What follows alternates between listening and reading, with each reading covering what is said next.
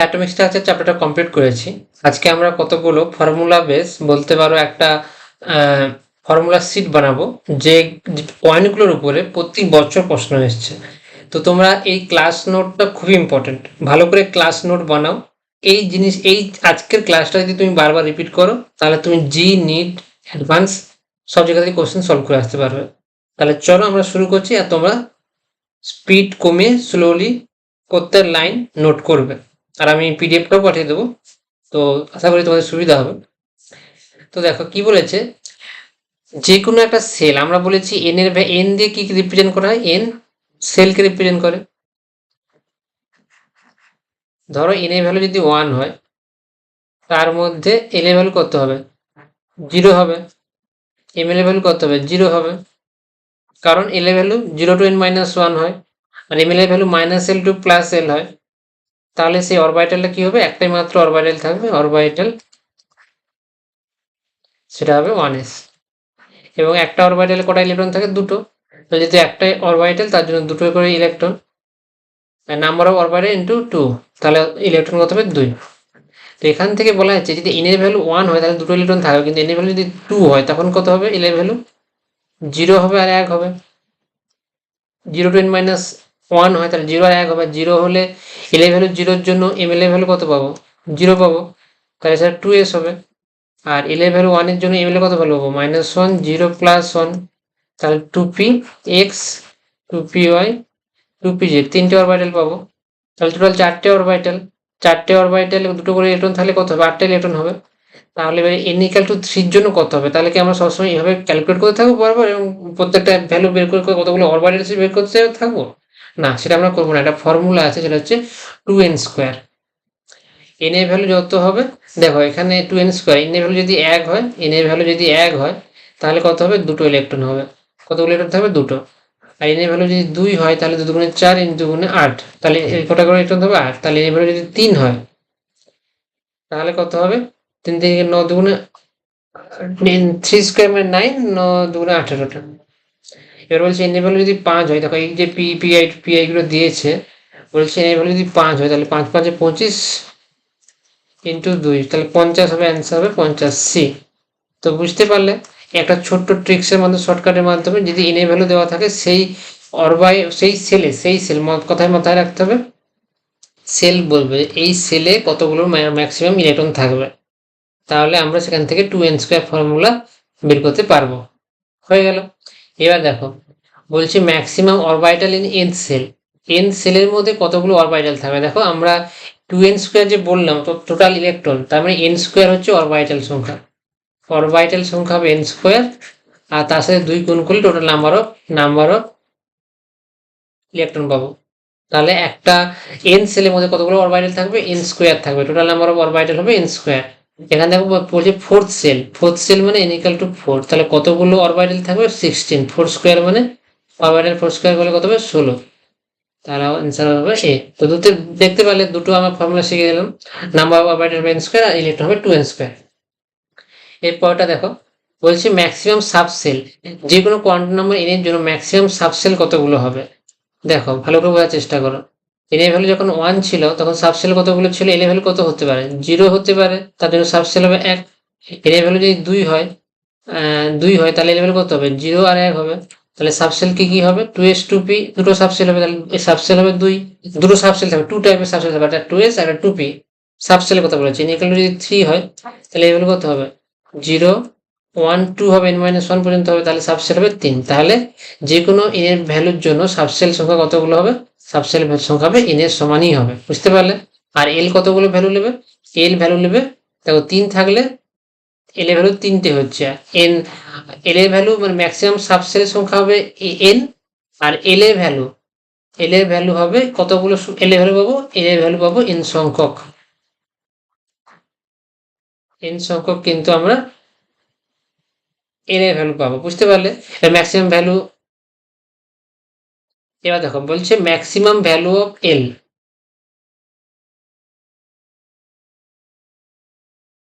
আচ্ছা আচ্ছা, এখানে ম্যাক্সিমাম ভ্যালু অফ এল বলছে, ম্যাক্সিমাম ভ্যালু বলতে সব থেকে হাইয়েস্ট ভ্যালু কোনটা হবে সেটা বলতে চাইছে। সেটা দেখো, এল ইকুয়াল টু যদি তুমি 3 করো তাহলে ম্যাক্সিমাম ভ্যালু কত হবে? n-1 করলে 3-1 করলে 2 হবে, তাহলে ম্যাক্সিমাম ভ্যালু হবে। এবার ম্যাক্সিমাম ভ্যালু বলতে সব ম্যাক্সিমাম ভ্যালু দেখো, maximum value of L for n equals to 5, n equals to 5 যদি হয় তাহলে ম্যাক্সিমাম মানে হাইয়েস্ট ভ্যালুটা কত হবে? হাইয়েস্ট, এটাকে হাইয়েস্ট বলো।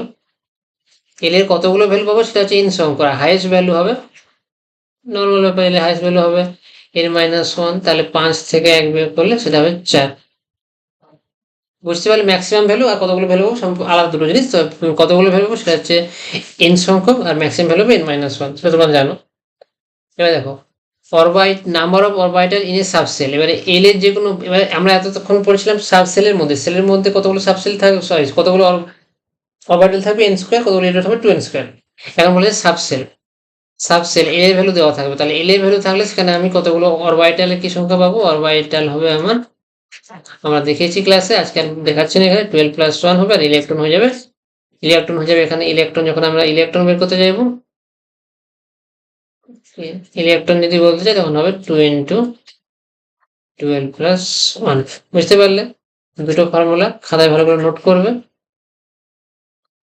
এখানে দিয়ে দিয়েছি যে maximum number of electron having, দেখো n equal to 4, l equal to 2, তাহলে এখানে n ইকুয়াল টু 4টা কোনো ইম্পর্টেন্স রাখবে না, শুধুমাত্র l ইকুয়াল টু 2 ভ্যালুটাই আমার important, maximum number of electron. তাহলে l ইকুয়াল টু 2 এর জন্য ম্যাক্সিমাম নাম্বার অফ ইলেকট্রন হবে 2 × 12+1, তাহলে 2 বসাও, 2 আর 2 × 2 + 1, 4 × 5, 5 × 2 করলে 10। বুঝতে পারলে? অ্যান্সার হবে সি। সেখান থেকে বুঝতে পারলে এল এর ভ্যালু দেওয়া থাকলে সেবার কতগুলো নাম্বার ইলেকট্রন হবে, ফর্মুলা 2 × 12+1। একই রকম ভাবে total number of electron in all orbital having L equal to 3, L equal to 3 হলে 12+1 মাল্টিপ্লাই বাই 2, তাহলে 3 এর ভ্যালু বসালে 3 এর 6 এর 7 14, অপশন হবে সি। বুঝতে পারলে? এবার দেখো possible value of m l, m l এর ভ্যালু কত আমরা জানি, -l থেকে +l, এটা আমরা জানি। স্পিনের ভ্যালু হবে প্লাস হাফ মাইনাস হাফ। এবার বলছি total number of orbital up to n shell, n shell পর্যন্ত কতগুলো অরবিটাল থাকবে সেটা আমরা জানি, n স্কোয়ার হবে। ইলেকট্রন ইন এ সেল হবে 2n স্কোয়ার। এবার কি দেখো, আপ বাউন্ড রুল কি বলছে, যদি n plus up bound rule কি বলেছে, 4s আর 3d, এতে কার এনার্জি কম হবে? n এল এর ভ্যালু কত, আর n প্লাস এল এর ভ্যালু কত? 4, এসের জন্য 0, 3, আর ডি অরবিটালের জন্য 2, তাহলে n প্লাস এল এর ভ্যালু 4, এসপিডি 5, তাহলে যার n প্লাস এল এর ভ্যালু কম সে লোয়ার এনার্জি হবে, লোয়ার এনার্জি। তো বুঝতে পারলে 4s হচ্ছে লোয়ার এনার্জি, 4s এ থাকতে 3d এনার্জি বেশি হবে, এনার্জি 4s এ থাকতে এনার্জি 3d হবে। আব্বাউ প্রিন্সিপাল বলেছে লোয়ার এনার্জি আগে আগে ফিল হবে, আব্বাউর প্রিন্সিপাল বলেছে লোয়ার এনার্জি আগে ফিল হবে, তার জন্য একটু প্রথমে 4s এ ঢুকবে, তারপর 3d দিতে হবে। বুঝতে পারলে? তারপরে 3d, তারপরে 3p, সরি তারপরে 4p। ঠিক আছে, এখানে আমার কিছু ডিসকাস করার নেই, আমার তোমরা জানো প্রথমে 1s, তারপরে হবে এনার্জি 2s, তারপরে 2p এনার্জি অর্ডারগুলো, তারপরে 3s, তারপরে 3p, 3p পরে হবে আমাদের 4s, 4s এর পরে হবে 3d, তারপরে হবে 4p। এতদূর পর্যন্ত মনে রাখলেই হবে, এতদূর পর্যন্ত আমাদের কাজে লাগবে। ঠিক আছে, 3d পর্যন্ত ইম্পর্টেন্ট, 4s আর 3d এর মধ্যে 4s টা আগে হবে। পাউলি স্কুলের প্রিন্সিপাল কি বলা হয়েছে, যে একটা অরবিটালে একটা করে ইলেকট্রন ঢুকবে এবং দুটো ইলেকট্রনকে অপোজিট স্পিন হতে হবে, কারণ দুটো ইলেকট্রনের কোয়ান্টাম নাম্বার, সব কোয়ান্টাম নাম্বার সেম হতে পারে না, তাহলে স্পিন যদি অপোজিট হয়ে যায় তাহলে তাদের কোয়ান্টাম সেলগুলো আলাদা হবে, তার জন্য বলা হচ্ছে অপোজিট স্পিন হবে। ফুন রুলস কি বলছে, প্রথমে একটা করে ইলেকট্রন ঢুকবে, তারপরে যদি এক্সট্রা ইলেকট্রন তাহলে সেখানে কিন্তু পেয়ারিং হবে, তাহলে যদি 3টে ইলেকট্রন থাকে, 3টে ইলেকট্রন কিন্তু 3টে অরবিটালে এইভাবে ঢুকবে, কখনো কিন্তু তারা এবং সেম স্পিনে ঢুকবে, এবং তারপরে যখন তারা পেয়ারিং হবে তখন তারা অপোজিট স্পিনে পেয়ার আপ হবে। বুঝতে পারলে? কারণ স্পিন ম্যাক্সিমাম স্পিন ভেলোসিটি চাই, দুটো ইলেকট্রন দিতে হয়, তাহলে এরকম ভাবে তারা ঢুকতে পারবে না, তাদেরকে একই স্পিনে থাকতে হবে, আইদার এটা হতে পারে অথবা এটা হতে পারে, কখনো তারা কিন্তু মানে দুটো আলাদা আলাদা অরবিটাল, অবশ্যই দুটো আলাদা আলাদা অরবিটাল, আর এখানে আমরা চতুর্থ ইলেকট্রনটা একটা অরবিটালে ঢুকছিল, তার জন্য আমরা পেয়ার আপ করেছি। বুঝতে পারলে? এবার দেখো নাম্বার অফ নোটস, এটা তোমরা নোট করবে যে টোটাল নাম্বার অফ নোটস হবে n-1, অ্যাঙ্গুলার নোট হবে ইকুয়ালস টু l, আর রেডিয়াল নোট হবে n-l-1। এই তিনটে ফর্মুলা তোমরা নোট করবে যে টোটাল নাম্বার অফ নোট। আচ্ছা, এই দেখো পি অরবিটাল এখানে কিন্তু ইলেকট্রন প্রবাবিলিটি পাওয়ার প্রবাবিলিটি 0, এটাকে বলে নোট, এটাকে নোট বলা হয়। পি অরবিটালে নোট থাকে। আর ডি অরবিটালে তোমরা যদি এভাবে ড্র করো তাহলে দেখবে এদিকে একটা নোট থাকবে, এদিকে একটা দুটো নোট থাকবে। ঠিক আছে, তো অ্যাঙ্গুলার নোট হচ্ছে এল এর ভ্যালুর সঙ্গে সমান হবে, রেডিয়াল নোট হবে n-l-, এর জন্য নোট করবে। আর ডিজেনারেট অরবিটাল হচ্ছে সেম এনার্জি অরবিটালকে বলা হয়, ডিজেনারেট অরবিটাল, যেমন energy of px equals to energy of py এবং এনার্জি ইকুয়ালস টু pz। এই অরবিটাল গুলো এনার্জি সমান, তার জন্য থেকে ডিজেনারেট অরবিটাল বলা হয়। এবার ভালো করে লক্ষ্য করো,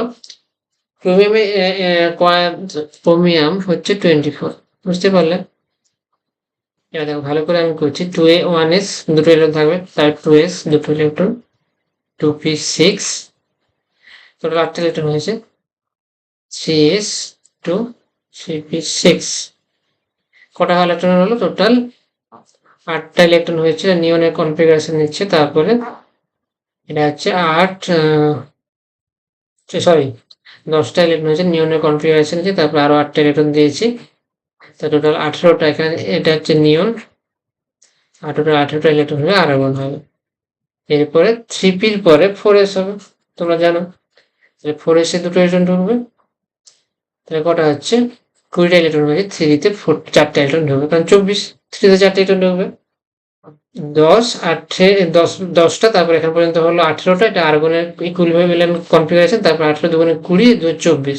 তাহলে হিসাব মতো ক্রোমিয়ামের ইলেকট্রন কনফিগারেশন 4:3d4 হওয়া উচিত ছিল, কিন্তু অ্যাকচুয়ালি কি হয় না, যেহেতু হাফ ফিল্ড বেশি স্টেবল, মানে 4s ফিল্ড আর 3d তে 4টা ইলেকট্রন আছে, 3d-তে কটা? 5টা অরবিটাল আছে, তার 5টা অরবিটাল গেলে যদি সেখানে 4টে অরবিটাল আছে, দেখো সরি 4টি ইলেকট্রন আছে, 4টি ইলেকট্রন আছে।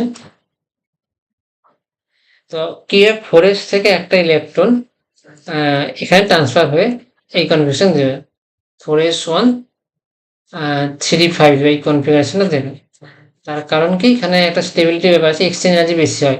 এই যখন 5টা অরবিটাল একটা করে ইলেকট্রন পাবে, তখন তারা 5টা অরবিটাল সেম হচ্ছে, তো 5টা অরবিটাল পারমিউটেশন কম্বিনেশনের মাধ্যমে ইলেকট্রন এক্সচেঞ্জের মাধ্যমে যে এক্সচেঞ্জ এনার্জিটা হয় সেটা বেশি হয়, তার জন্য এক্সচেঞ্জ এনার্জি বেশি হয় বলে ক্রোমিয়ামের 3d5 4s1 হয়। একই রকম ভাবে কপারের ক্ষেত্রে কি হয়, কপার হচ্ছে 29, তখন একই রকম 4s2 হবে, 3d9 হয়, কিন্তু এটা ভেঙে গিয়ে কি হয়, এটা 4s1 হয়ে যায় আর 3d10 হয়, কারণ 10টা ইলেকট্রন হওয়ার ফলে 3 যে মানে স্টেবিলিটিটা, ফুলফিল ইলেকট্রন কনফিগারেশন স্টেবিলিটি সেটা অনেক বেশি হয় এবং এক্সচেঞ্জ এনার্জি বেশি হওয়ার জন্য এইটা হয়। তো ডি অরবিটালের হাফ ফিল্ডটা বেশি স্টেবিলিটি দেয়, 3d5 বেশি স্টেবিলিটি দেয়, 3d5 বেশি স্টেবিলিটি দেয়, একরকম 3d10 বেশি স্টেবিলিটি দেয়, তার জন্য এরা 3d-টাকে হাফ ফিল এবং ফুলফিল করার জন্য এটার কনফিগারেশন এদের অ্যাবনর্মাল মানে অ্যাকচুয়ালটা আলাদা হয়।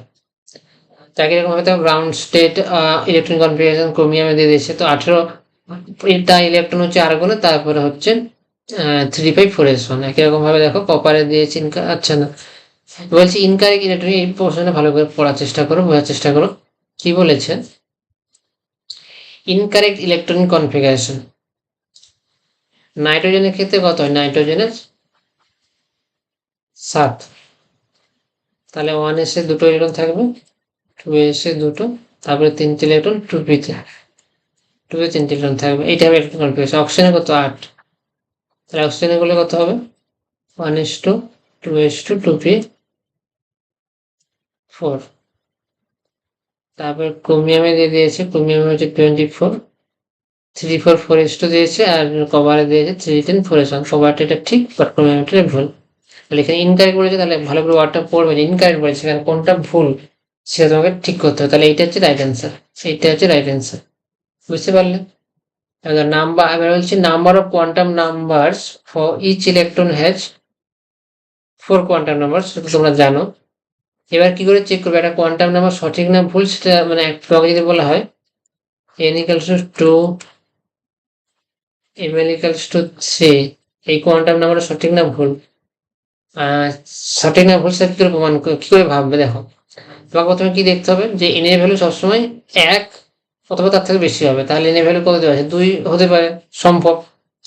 l এর ভ্যালু কত হবে? 0 to n minus 1 হবে, এখানে l এর ভ্যালু দেওয়া নেই, তুমি ছেড়ে দাও।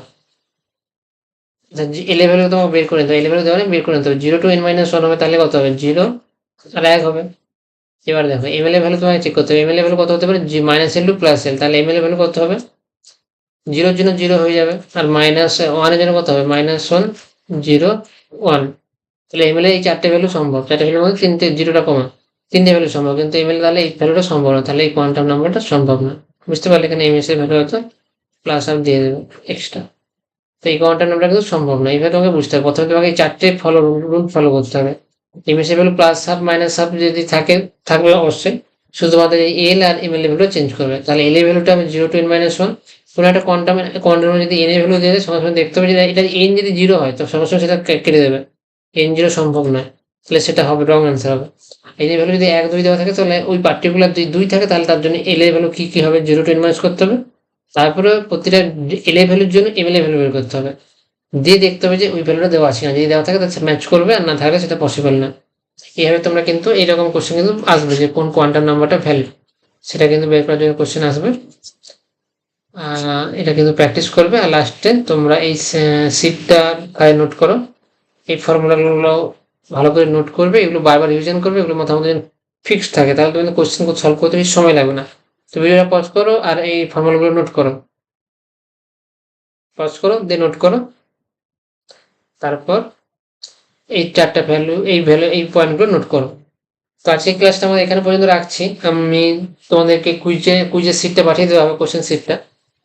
তো তোমরা ভিডিওটা প্রথমে দেখবে, তারপর নোটটা একবার রিভিশন করবে, আমি সাথে সাথে পিডিএফটা পাঠিয়ে দেবো। তো প্রথমে ভিডিওটা দেখবে, তারপর নোটটা রিভিশন করবে, দিয়ে একবার রিডিং ভালো করে রিডিং পড়ে নেবে, তারপরে তোমরা কোশ্চেন পেপারটা সলভ করতে বসবে, দেখবে অলমোস্ট যেভাবে পড়ানো হয়েছে, যেভাবে শেখানো হয়েছে, সব কোশ্চেনগুলো তোমরা পেরে যাবে। কয়েকটা কোশ্চেন ইনফরমেশন বেসিস, সেগুলো তোমরা হয়তো একটু ভুলও করতে পারো, কিন্তু যে প্রশ্নগুলো রাখা হয়েছে কোশ্চেন সেটটাতে, সেটা কিন্তু অলমোস্ট এর উপরেই বেস করে রাখা হয়েছে, আর এই প্রশ্নগুলোই কিন্তু বারবার পরীক্ষাতে আসছে। তাহলে চেষ্টা করো সব কোশ্চেনগুলো ট্রাই করার, আর যেগুলো ভুল হবে আমি কারেকশন করে দেবো।